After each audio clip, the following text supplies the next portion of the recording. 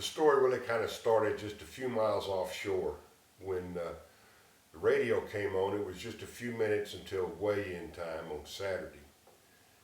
And they wanted to know if anybody had any fish to be weighed in. There were no boats at the dock, and we did have a small blackfin tuna that I had caught that day, and that was the only weighable fish that was in the program that day.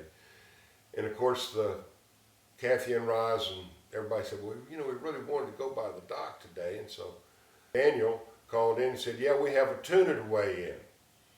So we continued on, and a couple of minutes later, Daniel looked back and says, okay, you want to be the big tuna today? I said, you bet I do. So we laid out a body bag, and I laid down in it, and they covered it with ice, and I had the tuna laying right here on my belly. And we got to the dock, and of course, I mean, everybody's oohing and ahhing because here's this big old giant fish coming in. And so they had an old gurney at that time that they rolled over there, and the guys got in the boat and lifted me up, and I'm just trying to be as still as possible. And they opened the tarp.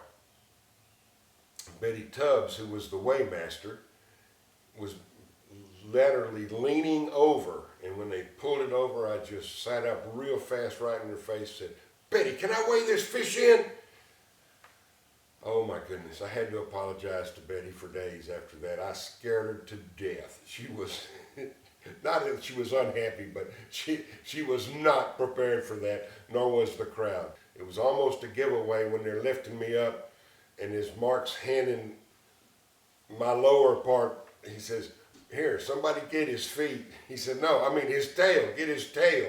So we had a good day that day, and obviously the fish didn't weigh anything, but we were all winners.